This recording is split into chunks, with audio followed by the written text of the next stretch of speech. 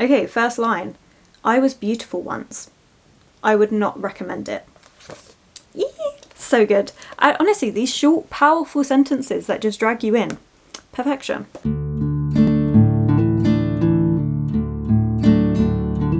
Hello my loves, and thank you for joining me. It's Kirsten and we have a rather large book haul, so I have 3 book stacks right next to me. However, disclaimer, this has been 3 months in the making, and if I compare this amount of books I bought this year to this time last year, it's still a heck of a lot less. So I'm still really impressed with myself. I have to admit, April I just went a little bit crazy. I was very reserved the rest of the time. February, March, reserved.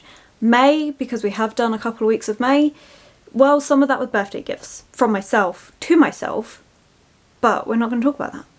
Anyway, let's just stop stalling and get straight to the book. So first up we have Electra by Jennifer Saint. This is The Dust Jacket, because my mum is currently reading this book. I adored it. I would arguably say it's my favourite book of the year so far. Blimmin-tastic. We are following 3 women who honestly in Greek mythology just get overshadowed. Barely a footnote in the stories. So we have Clytemnestra, who is Helen of Troy's sister who married Agamemnon, and her story is one of heartbreak and betrayal, and it's just so brutal but brilliantly done. We then have Electra, who is Clytemnestra's daughter, who is all wrath and rage and doesn't understand, and so you just have her righteous fury in this. And then you have Cassandra, who is Paris, the person that stole Helen of Troy, or took her, depending on which way we want to view that storyline. She is his sister, the one who was gifted with visions of the future, but then cursed for no one to actually believe her. Brutal storyline, just, yeah, honestly brutal. But I loved this. I did pre-order this book and I'm so pleased I did. It was fantastic. Like I said, one of my absolute favourite books of the year. You know what, let's continue on with the mythology thing, because I went through a massive phase and we got quite a few books. So we have Cassandra by Krista Wolf, and obviously Cassandra is the same person that I just mentioned when I was talking about Electra, but this time we have a whole book dedicated to her. It is only a short one, but I'm really excited. I saw this in Waterstones and just fell in love, and this one is actually translated from German by Jan van Hurich. I'm probably pronouncing that incorrectly, but this is something where Krista Wolf wrote a series of essays and then eventually turned one of those essays into a full-blown novel, and this is what it is. Again, we are following Cassandra from Troy and everything that's gone on with her. I really found her story so interesting within Electra, so I'm beyond excited to have one that is dedicated to her. I read a couple of the first pages and thought it was fantastic. Actually, you know what, let's do something we haven't done before. Let's read the first line. It was here. Alright, that was very short. Let's go again. It was here. This is where she stood. 2 short, powerful sentences that just brings you straight in. I am so excited to read this. Beyond excited, and look at that cover. I think it is gorgeous. So yeah, very excited. Let me know if you've read that one actually, because it's one that I've never seen anyone talk about, and I only picked it up because it was on display with this whole Greek mythology display that they had in Waterstones, and so that's why, obviously, as I said, why I picked it up. But apart from that, I've never seen it, never heard anyone talk about it, but it seems like such a shame that nobody has spoken about it because it sounds beautiful. Okay, moving on. We have Medusa by Rosie Hewlett. And this one, again, another one I'm very excited about. We are, instead of constantly seeing Medusa portrayed as the monster that she has been made out to be, we're actually seeing her story about how she was a victim first, and how, honestly, history does such a poor job of remembering her and what she went through. I think it's going to be really impactful. Just, yeah, very, very good. Okay, first line.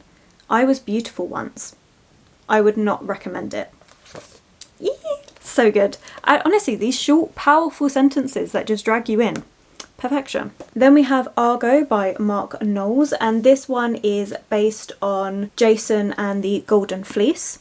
We are following King Peleus, who's tormented by his murderous past, and then a stranger arrives on his shores and he's just like, oh my god, go off and get this Golden Fleece instead, and sends him on this journey in the hopes that he'll die with it, but obviously that doesn't happen. Now, I've actually not seen anyone talk about this one either. It is a new release, But when I looked on Goodreads, literally 2-star reviews. But that doesn't stop me, because I'm just like, it's Greek mythology retelling. I'm going to make up my own decisions about this one. Oh, okay, so let's do another sentence. Lightning jagged behind the summit of Mount Pelion, etching its rugged peaks against the sky that broiled purple and grey with mist. I like that. A bit of an eerie atmospheric setting right from the beginning. Honestly, it is a bit of a longer book. It's chunky, but I'm excited to read it. I really am on a massive mythology retelling binge, and I can't wait. I don't care that it's not had great reviews. Let me know if you have read it and what you thought, but it's not going to sway my opinion of whether I pick up this book, because I want to read all of it. Talking about big books that are mythology retellings, we have Helen of Troy by Margaret George, and this is huge. It is huge, and it's daunting because it's so big, but I'm also really excited again. You know what, I'm gonna stop saying that, because clearly I'm excited about all of these, that's why I've got them. But this one is the story of Helen of Troy, her story from when she's growing up to when she marries to then when she goes to Troy, to everything, all of it.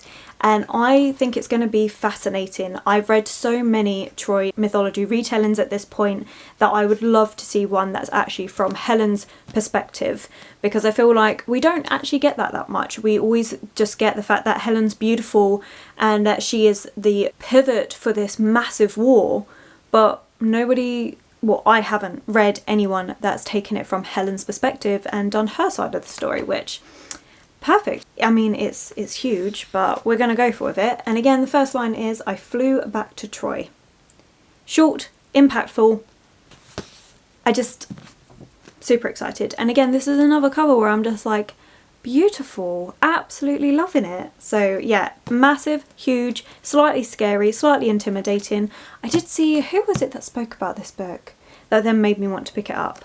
I can't remember, but I will find it and have them linked below, because that's where I saw them talking about this book and I was like, I need to get this now. And the last mythology retelling that I got is The Song of Achilles by Madeline Miller. Yes, I've already read this. Now, if you've seen my sort of unhaul video, you would know that my copy of this I'm giving to my sister, so I treated myself and bought myself a brand new one. I love this book. I love it so much. It is one of my favourite books of all time. Fantastic. We're following Achilles and Patroclus as they are younger, and as they grow up, their relationship that gets built, their part to play within the mythology that is surrounding Troy, everything about it. I really adored it. It's short but impactful and brilliant, and honestly I much prefer this cover, so I was more than happy to treat myself to this edition, and yeah, absolutely loved it. You know what, I've read this one, but let's do the first line anyway. My father was a king and the son of kings. There we go, that's all you get. By the way, if you haven't picked up Song of Achilles, you should. It's mind-blowingly fantastic. Okay, let's move on to some fantasy. We have Natural History of Dragons, a memoir by Lady Trent by Marie Brennan. I have always been intrigued by this because of the cover. It's so beautiful. I adore it so much. And this one just feels like we have Victorian England with our Lady Trent, but with dragons. I don't often read books with dragons. It sounded like a good time. Again, I read the first page, was hooked, decided to pick it up. Didn't need to know much more than that. It was something that I have looked at so often that I just thought, you know what, it's time to stop looking and actually just pick it up, because I loved this cover. I was so intrigued, and the rest of the books in this series are also beautiful covers, and I'm just like, you know what, if I can enjoy this book and love the writing style, then why not? As much as I do have fantasy books in this haul, I have to admit I am starting to step away from fantasy, which seems really stupid because I've just hauled a few of them, but I feel like this is gonna incorporate two things that I want, which is that historical setting with the Victorian-esque that I'm getting from this, that beautiful writing that I adore from classics and mythology retellings and everything, but putting it in a fantasy. And that's, I mean, that just sounds like a mesh made in heaven. But we have, not a day goes by that the post does not bring me at least one letter from a young person, or sometimes one not so young, who wishes to follow in my footsteps and become a dragon naturalist. It's that writing that just pulled me in. It just reminds me so much of like a Jane Austen book, that writing style which is just so classic and beautiful, but with dragons. I mean, I have high hopes for this book, I'm not gonna lie. Then we have Foundryside by Robert Jackson Bennett. I'm not gonna lie, I can barely remember what this one is about. I keep getting it wrong with the magic system and everything. I picked it up because of Elliot Brooks. She does a much better job of explaining this, and it was at that time when I was thinking I need more fantasy books before I changed my mind about wanting to read so much fantasy. This one's probably going to be sat on my TBR for a while. It is in my 30 books before I turn 30. It's not high up on the list. In all honesty, it's probably going to take me a good few months to get to it. I'm much more interested in the mythology, a lot of the other books that I've got in here, which I'm super excited to talk about. But this one, it's just not sparking that want to be like, oh, I want to read that right now. So yeah, but this is following Sanika. And she ends up as part of this heist, and now she's got these big political things at play and she doesn't know how to deal with it. People want her dead, so she's on the run. It does sound like something that I would like when I get back into that fantasy mood, but at the moment, probably not for a little while. Then we have Master Artificer by Justin Cool. This is the second book in the series. It's a chunker. Is a chunky book. The first book, Master of Sorrows, is fighting for a place in my favourite fantasy books because I just think it was fantastic. It is meant to be a villain's origin story, and we're set in a world where magic is demonised, and so is anyone with a disability or a physical deformity. They're classed as evil as well. And I think it's ridiculous, and I do think our main character is not so much the villain, but instead the place where he was going to learn about magic, learn how to capture all these artifacts and bring them back. I would say that place is the villain in this because of all its prejudices and its backwards way of thinking about things. But it was so good, it was so interesting. I'm really excited to see where it goes. This is something that, again, although I've literally just said I'm not that interested in fantasy, I am interested in picking up this book. Probably not anytime soon, give me a couple months, but I did really enjoy the world and the setting, and it has that historical fantasy element to it, which I am enjoying at the moment. But also, I don't want to pick it up straight away because this only came out this year, and so that means I would have to wait ages for the third book. So again, it's probably going to be one where I'm going to wait until I'm really in that fantasy mood and then I'll pick it up because, yeah, I know I'm going to like it, but I also don't want to have that really long wait between this one and the third one. Like I said, I'm not in a massive fantasy mood, so I also don't want that to decrease my enjoyment of this, if that makes sense. Then we have Aurora Burning by Amy Kaufman and Jay Kristoff. I picked this one up because I read the first book and absolutely loved it, and it's a YA sci-fi. I have to admit, sci-fi is not something I tend to read a lot of. I much prefer a historical setting to a futuristic setting. However, YA sci-fi is like a guilty pleasure for me. It's just so much fun, and I love the found family tropes and everything.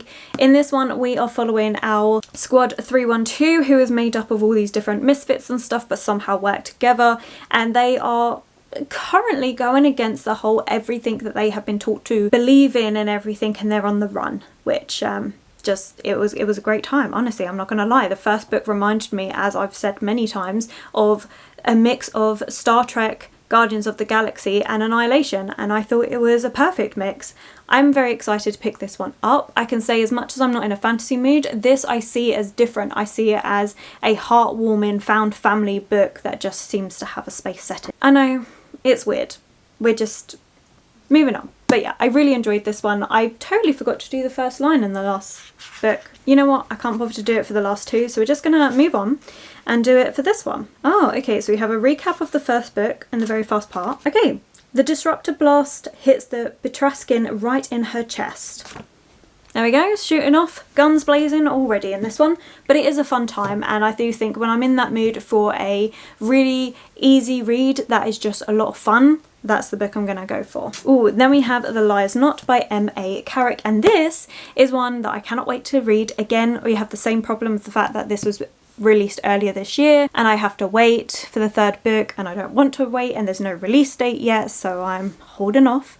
But this, like I said about Natural History of Dragons, with that Victorian-esque feeling within a fantasy setting, that is exactly what this one is. And honestly, you shouldn't be too surprised because Marie Brennan is one of the authors that paired together to write this alongside Alec Helms. I mean, this is good. This is good. This is basically Victorian, but fantasy. Fantastic. We're following our main character who is pulling off a long con to integrate herself into the hierarchies of society, being like, I'm a long lost family member, so like accept me into your household. The reason why she wants to do this is to provide for her and her sister because she's tired of always having the dregs and just fed up of constantly having to fight for everything. She's like, no, give me what I'm owed. And so she pulls off this long con. But within this, we have tarot, we have magic, we have so much going on, and I really want to pick this one up. I know I said I'm not in a fantasy mood, but because of the Victorian-esque-ness that I get from this, I love it so much. Honestly, one of my favourite books.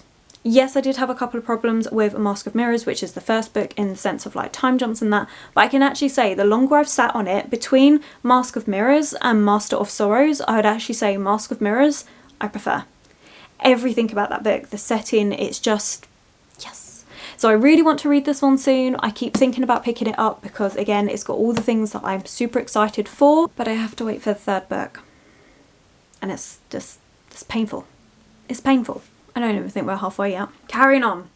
We have The Curious Incident of the Dog in the Nighttime by Mark Haddon. This I picked up in a charity shop, and I only picked up because this title, the sentence, is in The Memoirs of Sherlock Holmes, the first short story. It's there, and it is the reason why this book was created. I am so excited for that, so intrigued. I think my mom's going to read this before I do, but I am excited to read it. We're following, I believe, an autistic boy who is investigating the murder of the dog in the nighttime. I've never read it. I have heard good things. I know it had massive hype a few years ago. I just never picked it up. Now I have a reason to, because I love Sherlock Holmes and it influences my life apparently. Okay, first line, because again I keep forgetting, this is not something I do a lot of. I apologise. I'm not going to lie, this threw me off so much because it starts with chapter 2, but it is page 1. Okay. It was 7 minutes after midnight. Alright, let's do another line. The dog was lying on the grass in the middle of the lawn in front of Mrs. Shear's house. Fair enough. Oh, it looks like we have a bit of like mixed media and everything in here as well. I am looking forward to reading this. I can't wait to get my mum's thoughts on this. She's reading Electra and then she's picking up this one, so very excited to see what she thinks. Okay, then we have Agatha Christie, Murder at the Vicarage. This is a book that I've been picking up because once I finish Sherlock Holmes, I want to start on Agatha Christie. I've said this a lot, so we're just going to leave it at that. It's murder mystery, it's a classic. I want to read it. Simple. We're following Miss Marple's line because that's what I'm more interested in. That's what we're going with. Okay. It is difficult to know quite where to begin with this story, but I have fixed my choice on a certain Wednesday at luncheon at the vicarage. Honestly, I'm so excited. I can't wait. I'm just hoping it gives me those same cozy murder mystery vibes that Sherlock Holmes does, because I love those books, and I'm going to be so upset when I finish the Sherlock Holmes books. I've only got 2 left to go. But knowing that I have Agatha Christie to turn to afterwards, I think it's going to be a good time. Another sort of thriller, which is a bit unusual for me to pick up, but I did get this in my local book swap thing that they have in my local supermarket, and that's The Family Upstairs by Lisa Jewell. I've seen this one around a lot and I have been intrigued, but not intrigued enough for me to actually buy it, if that makes sense. But seeing as this was in the book swap, why not? This one is, I don't even know actually. We have, in a large house in London's fashionable Chelsea, a baby is awake in her cot, well fed and cared for. She is happily waiting for someone to pick her up. In the kitchen lie 3 decomposing corpses. Close to them is a hastily scrawled note. They've been dead for days. Who's been looking after the baby? And where did they go? Alright, that sounds pretty interesting, I'm not going to lie. I mainly picked this one up because of Olivia from Olivia Reads a Latte. She reads a lot of like thrillers and stuff, and she always says Lisa Jewell's not something that's going to stick with you forever, but is a fun time when you're reading it. It would be inaccurate to say that my childhood was normal before they came. Okay, intriguing. I don't know how to feel about this one. I feel like thrillers are something that I will pick up very occasionally, but is not something that ever really stays with me. So I'm quite pleased that I picked this one up in a book swap, because again, thrillers aren't something I normally spend a lot of money on. Then we have The Mercies by Karen Millward Hargrave, and I also got this in the book swap. And this is one that is a historical fiction that I am intrigued to read. I've read one other book by Karen Millward Hargrave, and that is The Deathless Girls. That was a Dracula retelling that I really liked. And so now we're picking up this one. I don't know too much about it. I know there was a bit of a hype when it first got released, But other than that, I haven't heard anyone talk about it. I just know it's a historical fiction and... Ooh, okay. Someone has been summoned to bring the women of the island to Hill. And we're in, winter 1617 to the remote Norwegian island of Vardø. Okay. All the men seem to have disappeared. Alright, that sounds a bit more interesting. I'm not gonna lie. Ooh, okay. So in the front bit it says, The Mercies is about the way in which pious men feared and hated strong, independent women, and used the Christian faith to denounce them as possessed by the devil. That sounds very intriguing now. Okay, so first sentence we have, Last night, Maren dreamt a whale beached itself on the rocks outside her house. That I'm honestly a bit more intrigued now. Let me know if you've read it. Oh god, I've really got to start speeding this up. Okay, so we have Philippa Gregory, The Other Queen, which again picked up in that book swap, and this is all about Mary, Queen of Scots. I am really interested in historical fiction. Again, it's not a genre I pick up loads, but I really enjoyed The Other Boleyn Girl by Philippa Gregory, so when I saw this one, had to pick it up. It is massive, it is a huge paperback, but I'm excited. Okay, first line. I don't think we're going to carry on doing this because I'm running out of time. Every woman should marry for her own advantage, since her husband will represent her as visible as her front door for the rest of her life.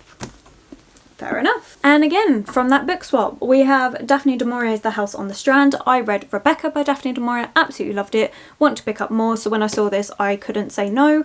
I don't know what this one is about at all, but I also don't need to know because I know that I like her writing.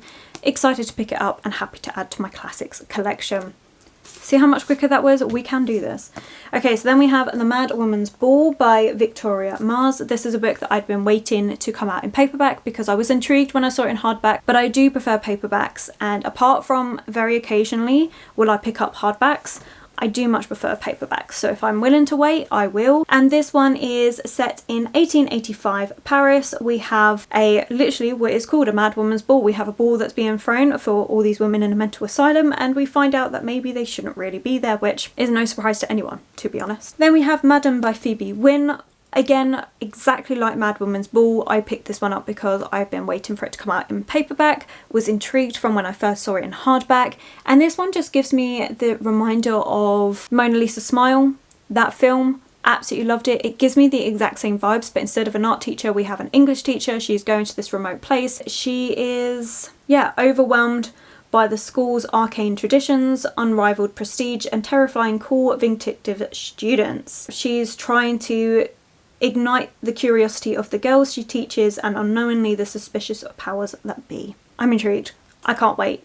I think it's going to be great. Oh, then we have Dangerous Alliance by Jennieke Cohen. Again, I don't know much about this one, but it said on the front, an ostentatious novel, and that's all I needed to know. We have a young girl that is armed with just what she has learned from Jane Austen books, setting out into society to try and snag herself a husband because she needs all the help she can get because her family is in disrepute, but there's murders and stuff going on. It just sounds really good, really fun. I saw the cover, saw it was Austen inspired, and that's all I needed to know. Then we have The Rising by Tani Perry, and I actually got sent this book from the author, so thank you so much. This is a YA dystopian series, which I really like. I have to admit, I'm not a dystopian reader. It's not a genre that I particularly like. However, I do like these books. Really interesting. We're set in this world where everyone is controlled. You have this society where everything, you have to petition to be able to even have kids. Everything is regulated and no one's allowed outside of this dome because they're told that it's all toxic air and everything, and if you go outside you're going to die. So instead they're all stuck inside, and we're following a main character who is at this orphanage trying to find out what's happened to her parents, and then stumbles upon something that's a lot deeper and darker, and there's so much going on, and maybe things just aren't right or the way they should be.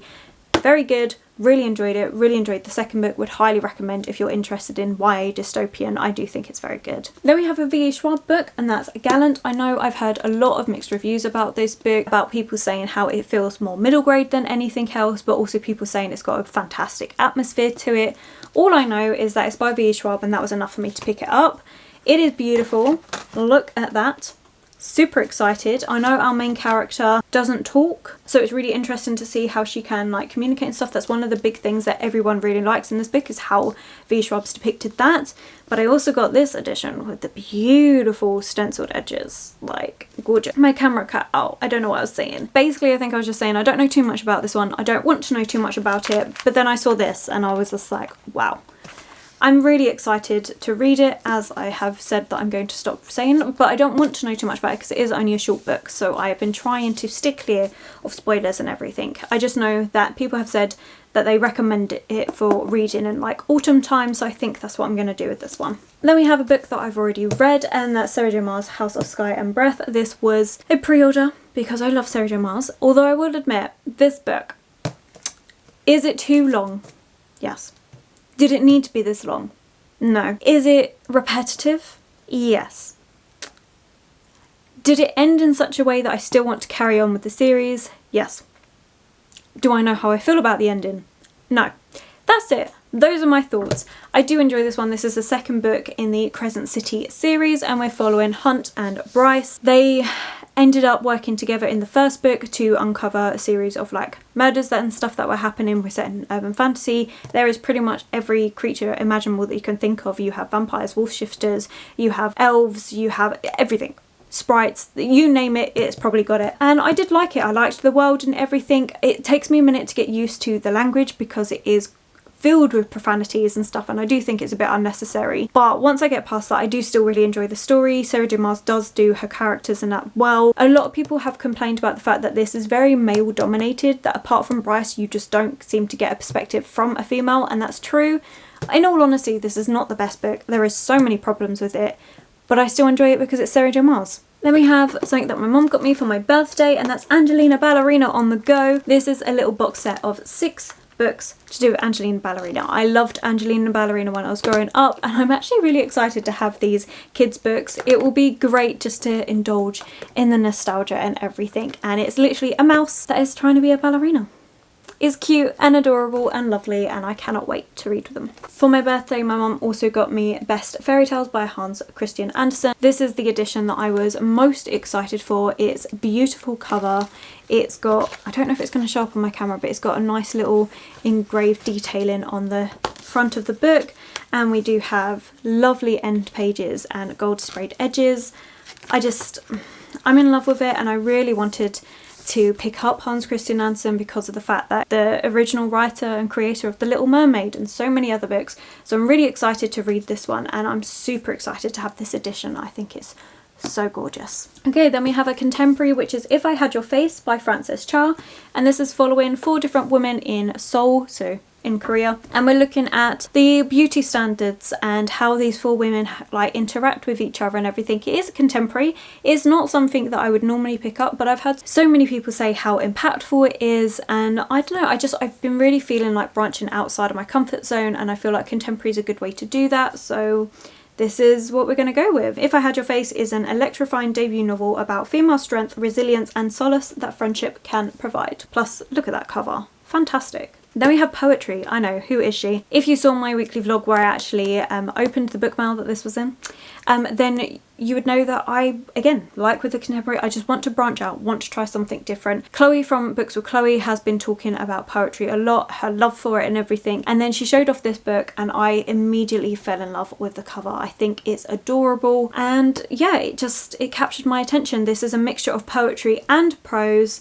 and we're looking through themes of forgiveness, gratitude, togetherness, equality. It just sounds perfect. I like having a little short story to read in the morning, and I feel like this is going to be one that I can read just a little poem or something of a morning time, and it will be a great way to start my day. So yeah, I'm really excited about this one. I'm not going to lie, I'm super excited. I've got such high hopes, and I definitely hope that this is going to start off maybe a poetry collection for me. So yeah. Then we have Bunny by Mona Awad. This is a book that I DNF'd, gave to a friend, never saw back, but it is one that I just have never stopped thinking about. And again, Books with Chloe talks about this book, loves this book, and I was like, okay, I have to give this a try. I have to at least finish it, and then I can make up my mind.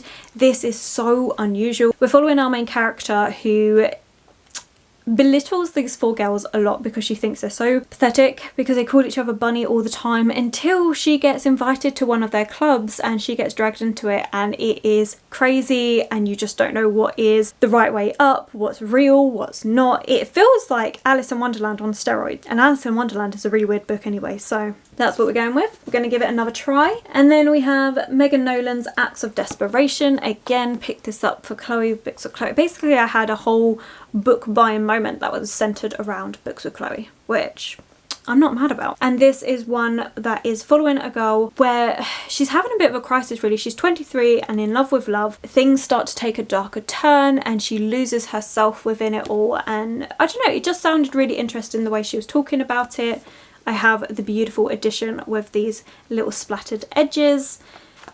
Again, stepping outside my comfort zone. Okay, the last 2 books we have The Tuesday Club Murders by Agatha Christie. This is a collection of short stories with Miss Marple at its centre. It's probably the one that I'm going to start off with, and is, in all honesty, the one I'm most excited to read, because Richard Osman's The Thursday Murder Club mystery books absolutely adore and love. I read The Man Who Died twice, thought it was fantastic. I cannot wait for his 3rd book. And then I saw this and I was like, oh, did he? Like, was he inspired by Agatha Christie? And I feel like he was, because one of the characters in this is called Joyce. There's a character in here called Joyce. I can't wait. I can't wait to read The Tuesday Club Murders and see any correlations between Agatha Christie's work and Richard Osman's books. Super excited, and I love these. They're so much fun. They're classic British murder mysteries that have humour and everything mixed in. I love them. I think they're great, and I cannot wait to pick up the 3rd one, as I've already said. So there we are. Those are all of the books that I have bought in the last 3 months, or have been gifted to me, or I've picked up charity shops and stuff. Whatever it may be, these are all the books, and I'm very excited. This video is going to be super long, take ages to edit, but I'm really excited with it. I had a slump at the beginning of the year where I wasn't that interested in reading, and now I have so many good books surrounding me. I just feel so inspired and cannot wait to get to reading all of these. So yeah, excited. Let me know some books that you've recently got, or if you've read any of these, what you thought about them and everything, if there's any ones that I should definitely be prioritising. Let's put a book stack emoji because I am exhausted and don't have the brain power to think of anything more than that. So book stack emoji if you've made it this far, and we're going to leave it there. So thank you so much for watching. If you have enjoyed this video, don't forget to give it that thumbs up, subscribe, comment to let me know that you're here. Social media links will be linked below, and I will of course catch you in the next one.